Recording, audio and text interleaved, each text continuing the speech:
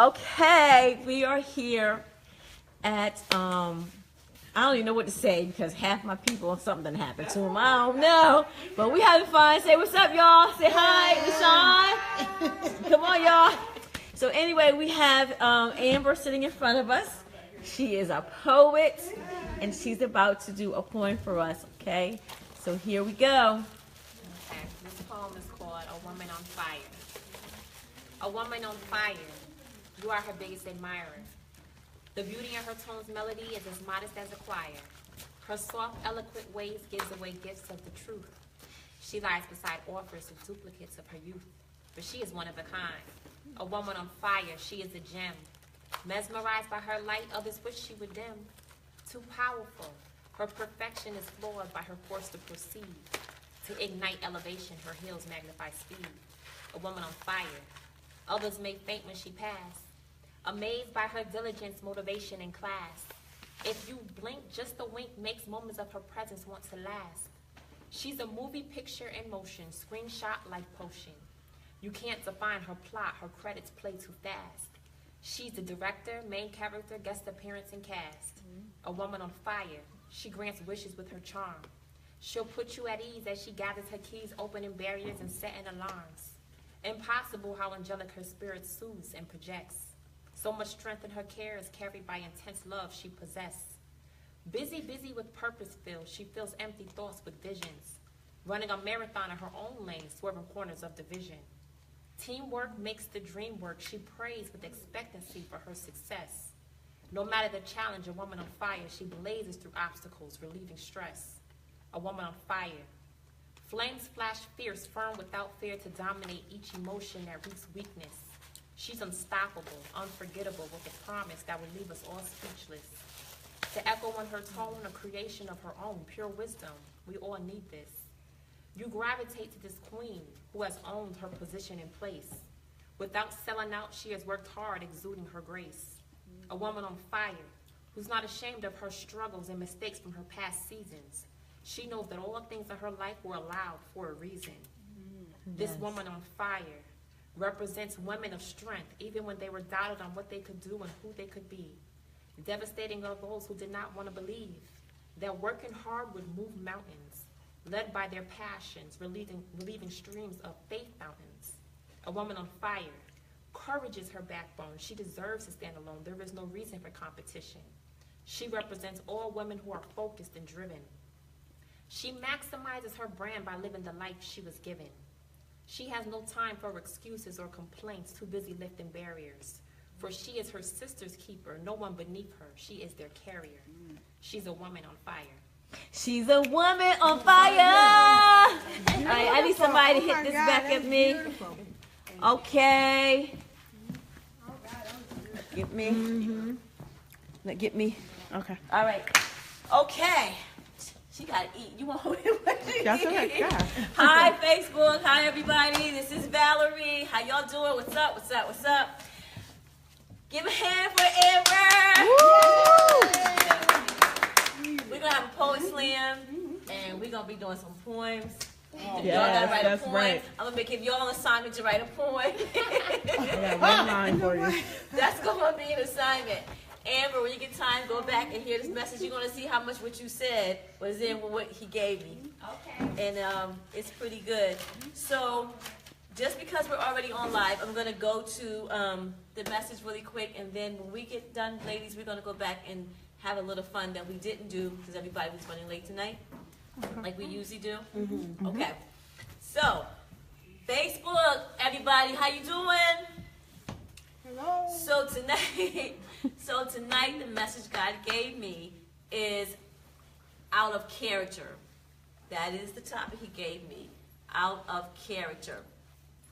Now, in giving this message out of character, I have 3 parts. The first part is, am I my sister's keeper?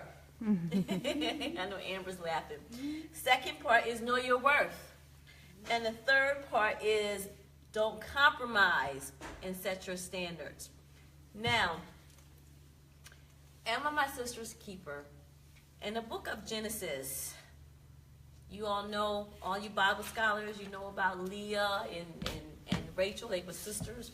And Jacob married both of them. Leah was his first wife, and they said she was tender-eyed. Some people said that meant cockeyed. Some people just say she was ugly. I don't know. But when you read the Bible, it says Rachel was more beautiful. She was really, really beautiful. And we were just talking about the word beautiful. And for us, Leah would have been the one that was beautiful because her heart was so much bigger than Rachel's. You know what I'm saying? But the first part of this is out of character is, you know, I know back then and even now, sometimes people don't have a lot to do with what happens to them. Sometimes they just have to go along with whatever happens. But you know, am I my sister's keeper? There's a few things that God said to me. Am I my sister's keeper? Now, these are two sisters. Seemed like they would have been able to have each other's back and be like, look, Daddy, I'm not marrying the same man that my sister married. We ain't sleeping with the same man. Women, God is saying, are you your sister's keeper? Because somebody has got to learn to not be talking about your homegirl. Not be talking about your sister that sits on the other side of the church. The brothers stick together all the time. Why is it so hard for women to stick together? We have got to learn to be each other's keeper. How do you sleep with your girl's man? How do you flirt with your girl's husband? Really? How does that happen? That's out of character. And we have got to learn, we already know that. But women, you've got to learn how to be your sister's keeper. Okay, let's move on to part 2, know your worth. Now, check this out. If you're not your sister's keeper, probably it's because there's something on the inside of you that prohibits you from even being that. Because, like we were just saying a few minutes ago, that just because we know how to love and because we're a caring person and we were brought up that way, doesn't mean everybody's that way. So if you can't be your sister's keeper, you probably have a problem with love. You probably don't even love yourself. Maybe you don't even have self-esteem or self-worth. So first, in order to even be somebody else's keeper, you got to learn to respect yourself. I was going to say be careful. You to do what? Be careful. You got to be kept. She said be kept. You have to develop self-esteem. You have to develop self-worth. I have to love myself before I can love you. Then people get upset all the time and when people treat them a certain way, right? But a person can only do what they know to do. That's it. If you're in a relationship and a person just has a hard time showing you love or giving you love or being loved, perhaps they just don't know what love is. They don't know how to give that or be that or do that. I can't possibly love you and don't love myself. It's going to show up every time. Right. And until I get someplace and deal with myself and figure out how come I don't like myself? Why am I always hating on myself? Why do I have this big void, this big emptiness, or this big hatred towards my own self? And until I can figure that out, I would never be my sister's keeper. I would never love anybody else. I would be like Rachel, constantly. When you guys read that in Genesis, go back in there and you will see how, and even Leah did it too. They were jealous of one another. And you know, out of character. One thing that I wanted to show is that they were all about their man. Now, ladies, it's nothing wrong with you being about your man. And if there's any men out there listening, it's nothing wrong with you being all about your woman. But the point I'm trying to make, sometimes somebody's got to get a life. Because Rachel just she was basically, what's the word I'm looking for? Cursing God because she couldn't get pregnant to please Jacob, or she thought to keep Jacob because her sister was popping out babies. So she was jealous with her sister. Bad enough she was the beautiful one, so why you mad with Leah? Leah over there tender-eyed. You know what I'm saying? At least your man want to look at you and you're the one he loved. Then she done got stuck with a man that don't even love her. Your dad done gave him to her. He don't even want her. And he's still there because he wants you. Now how much more you got to mess with Leah? That don't make no sense treating Leah like that. You know what I'm saying? But they was jealous of one another. And my sister's keeper. Well, I got to know to be jealous of my sister. Something is wrong with this picture? Daddy, I don't want to sleep with the same man my sister's sleeping with. So they was in a competition. When you read that chapter, they was constantly going back and forth, back and forth, back and forth, just jealous of one another. And the point I was trying to make a minute ago is that it's nothing wrong with you being all about your man, ladies, but Rachel, it was all about Jacob. Leah, it was all about Jacob. Oh, if I could just have a son, surely he would love me. Now, boom, baby one. Oh, he didn't love her, right? Oh, if I just have another baby, sure he would love me. Baby two, boom, he didn't love me. Oh, surely if I have another child by him, he would surely love me, right? This time, right? He gonna surely love me. Baby number 3, he don't. Okay, here comes another baby. Okay, well, God, I'm just going to praise you because he'll never call this baby Praise Judah because he took all that time to start appreciating God before the man. You get what I'm saying? Yeah. And here go Rachel. Well, God, I just want to give Jacob a child, and I just don't understand. Well, can anybody believe in having a life? I mean, you see how Rachel and Leah were just so wrapped up in Jacob? Right. I mean, where was there a life? You got 2 sisters fighting over this man. And then what makes it so bad is they both gave Jacob one of their maidservants. So then here goes Jacob, Puff Daddy, sleeping with 4 women now. They all arguing with one another over this man. Somebody need to get a life. Somebody need to get some self-worth, some self-esteem, and learn how to be their sister's keeper. Because first of all, if I can't have a baby, bitch couldn't have no baby. You my handsmaid. Why in the world I want her to marry my maidservant now to marry my husband and have a baby for me? Somebody gotta get delivered out of character. This is out of character. I'm sorry. And I know they said some crazy stuff happened in the Old Testament, but this stuff is on the news today. Just turn on CNN. Yeah. Somebody out of character. Okay, point 3. Don't compromise. Oh, okay. So you have got to, as a woman, you have got, even as a person, as a man, if there's any men watching, but this is a women's meeting, so you have got to set a standard. And men, this is for you too. Because I'm going to say something really, really good. Because there's women all the time throwing themselves at you. Whether you single or married, fine, wine, looking like I don't know what. This is fine as wine. And they know you married. And they peeping you out. Trying to pass you a little notes. Matter of fact, they smile at your girlfriend, your wife, your fiance. But trying to get with you. Somebody got to set a standard, because you know what? You need to tell that chick right in front of your lady friend, babe, I know this your friend, but would you let her know right now to stop passing me her number? I bet you she'll chill in. You be surprised. Yeah. Be surprised, women. You be surprised when God bring you your goodin'. They said guard your heart. You better guard your goodin'. Guard your good thing. Because sister over there that is acting like she holding it down with the glasses and the skirt down the thing, checking your man out like this. Trying to get his phone number to call him when you ain't around. You thought she was holding. You the one over there. You wear pants with earrings. You got it on clean, clean, clean. Ain't doing nothing. She got dressed down and he had legs, giving it up like... You better watch. People are out of character. Yeah. You better know who around you. Everybody look holy, and holiness ain't in a skirt. Right. It ain't in a no earring. It ain't in a head covering. It's this heart we were just talking about. Beauty is here. That's right. How do I act? What do I do? I'm my sister's keeper. I ain't got no business wanting your man. Right. I ain't got no business wanting your husband. If I do, I need to repent. I need to get before God and say, God, check me, because I don't want my sister wanting what I got. I don't want her, this is my girl. So for her to go to you back there and talk about me and dog me like that, and then somebody come back and that's not my keeper, and that's out of character. Right. That's not God's character.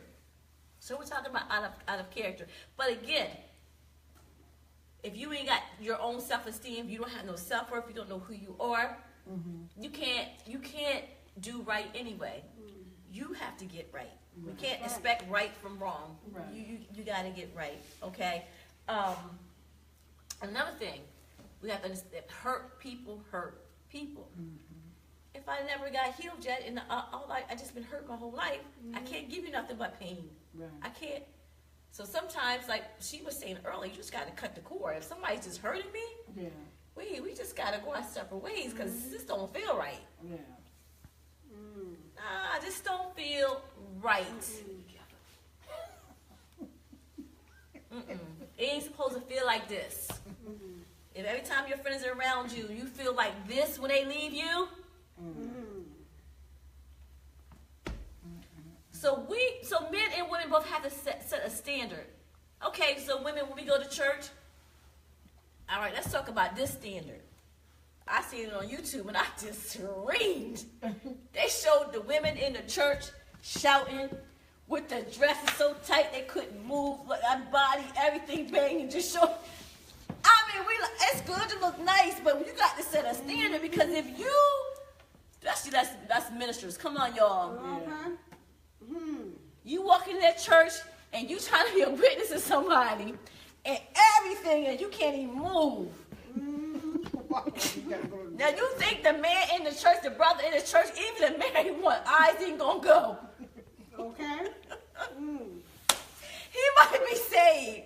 He might have the Holy Ghost. He gonna look. But he a human, his eyes gonna go. He gonna look. His wife gonna be like, I dare you to look. But, and I done seen men in church, pants be so tight, and women be like, because I work to altar, I go and cover the man up because I see the woman eyes great come out her daggone head. Y'all don't understand. We gotta set a standard. It's a distraction. It's a distraction. Tell your man don't be wearing no pants, hugging everything, because there are some women that have not been set free yet. They in church to get set free, and they looking at you with everything, chang, clang, clang, clang. And that goes for you. Women too, you work in the art. I mean, if I got, listen, I have learned everything you buy can't be for church. Right. And nowadays they make stuff so skankish. I can't even go to a store and find a skirt that I'm a size small, right? I got to buy a size large because everything is so freaking tight. And then they say to you, why are you getting extra large? Because I can't breathe in a small. I know I'm small, but you done made it so tiny, I can't breathe. They think everybody small want to wear some tight clothes. Don't have a piece I'm of trying to curve. live, I'm holy. I'm not for show. I'm not for show and tell. Right. Don't even have a piece of a curve. Jesus. Can't fit. Just one half. Can't fit. See what I'm saying? Okay, so, okay, and you know, set a standard, say, okay, oh yeah, like I was saying, you see, girl, you got me going, I forgot. But, okay, so, you got the pile of clothes that, okay, I can wear only them, I can wear that around the house. This, you can't wear that to church.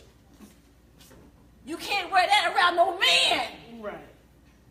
Because that's going to make him, like, gotta repent. Okay, so, let's go back. You gotta set a standard. Women, this just, come on, church, don't wear stuff that shows your cleavage. Just set a standard that I'm not going to show my stuff when I come to church. Right. What's that? What is the deal with Christian women with all this out? What is this?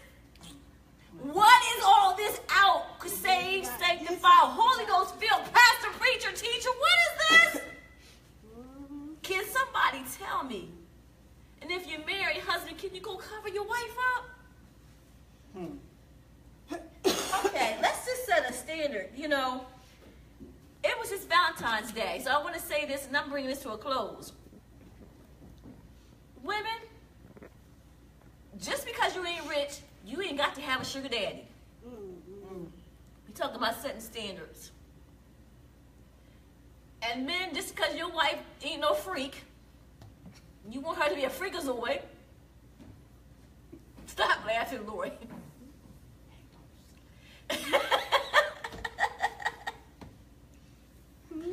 You need to set a standard that you're not going to be jumping into bed with every woman in the church that's loose and trying to get with you.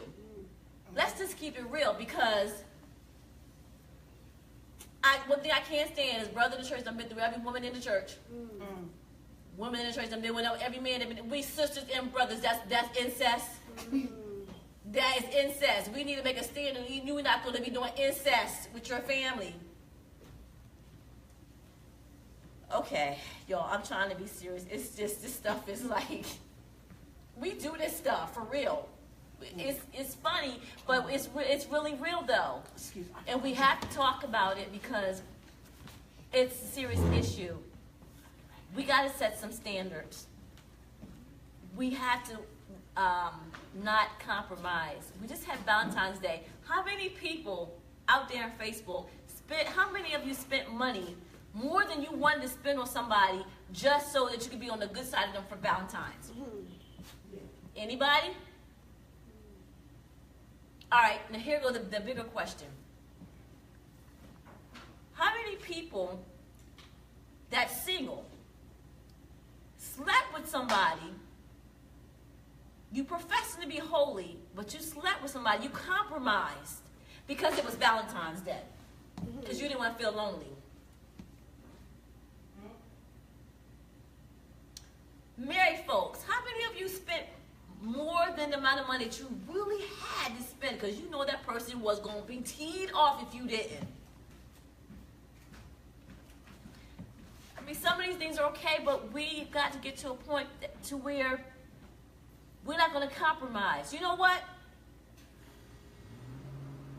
If by $20, I'm being funny right now, but if what I got ain't enough for you to show you that I love you, that you know what I mean?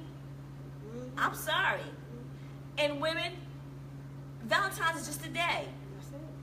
It's just a day. Don't let nobody trick you up and make you get in the bed with them and then they don't even speak to you next week. Don't compromise yourself. Set a standard that you are not going to fall. You're not going to give up yourself. You are going to love yourself. You're going to respect yourself. You're going to wait on God because you want a mate. And the only way you're going to get the type of person that you want is to give yourself totally to God and not falling, sinning, and in and out. And I'm not making fun of nobody because, yes, it is a process sometimes. But you can be kept if you want to be kept. God is a keeper. I know him to be a keeper. I just want you to know that God loves you. He loves you so much. He doesn't want you out of character. He doesn't want you living out of character. He doesn't want you mistreating your sister, hating on yourself. He doesn't want you to continue to have low self-esteem and your life is only about a man. You have no life. You feel like if I can just have this baby for this man, he's going to love me. That's out of character. Because while you having a baby by him, so is the other girl or the other girls. God wants you to love yourself. He wants you to love yourself. These things are out of character. And he wants you to set a standard for yourself. Set a standard. You know, there's a scripture in the Bible, and it's in 1 Samuel, chapter 30, verse 6. When David encouraged himself, there comes a point in life where you have got to encourage yourself. You know what? You have got to get to a point in life where you are so tired of what you have been through. You are so tired of what you deal with other folks, to where you become you become your own biggest fan. What do I mean by that? You start doing whatever it takes to love you, to become the best you, to get the life that you want, to have the life that God has for you. You become a trailblazer when you start encouraging yourself, because other women become contagious. It becomes contagious to other women when they see your self-worth, when they see that you have great self-esteem, when they see that you are now becoming your biggest fan, when they see now that you have set standards, when they see now that your life is not all about, I know you guys have met people before, right? Women that can't be without a man, men that can't be without a woman, just can't never be without a relationship, even if it's just a sexual relationship, right? But when you become, as a single person, celibate, when you become conscious of my body is special, when you become conscious of that's not respecting myself, that's trifling, giving my body up to somebody that's not my spouse, that I did not marry, and somebody that's sharing me. That's what trips me out about Jacob. Even though he was married to both of them, a lot of women today are sharing men. They are sharing, and they're jealous of one another, and they're fussing, and they're fighting. And the man's going back and forth like he's a ball, back and forth to each woman, like he's a ball. It's crazy. These things are out of character. And this message is by no means to attack anyone. It is to build the self-esteem of you women out there that are struggling with your self-esteem, your value, your worth, with being jealous of other women because you think they're beautiful. We were just saying a few minutes ago, beauty is what's on the inside. So if you think somebody looks better than you on the outside because they got the big purses, they got the big money, they got the big hair, probably not even her hair, fake hair. They got all this going on, hips, all this stuff that people say, right? That's good. But 9 times out of 10, that person walking around with all that stuff, a lot of times it's a cover-up underneath here. It's a front, trying to show that, pretend that they're so happy. There's nothing wrong with having good stuff if the stuff don't have you. That's it. And there's nothing wrong with you having it if it's not a cover-up. But learn to be yourself and love yourself. Learn to appreciate yourself. We got to get to a point to where I love me. You love you. It don't matter what she look like. It don't matter what that brother say. I might not be his type or whatever. I'm somebody's type. I'm the man that God got waiting for me. It's tight. That's right. Understand what I'm saying? God just wants us to get in character. Get in character. Because many times we are out of character. Women, love yourself more than you love that man up the street. Women, be your sister's keeper. Don't dog your sister. Help your sister. Don't sit there and dog your sister, your friend, your girlfriend up the street, your family. Don't dog them. Be your sister's keeper. And no, it's not all right. It's not okay to date the man that your girl was with. It's not okay to sleep with the same man that she had. We got to get delivered from some stuff. It's out of character. That's it with my notes, guys. It's out of character. Be your sister's keeper. Know your worth. Build your self-esteem. And set some standards. And I guarantee you, God will be right by your side.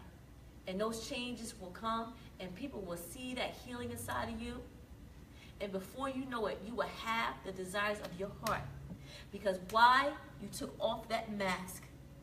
You sold out to God. You gave your heart to God. You pure in thought, pure in mind, pure in heart. And you allowed Him to clean you up. And I'll give you your heart's desire. I guarantee you, you can have your heart's desire. But you got to meet God. I love you guys. Have a blessed night.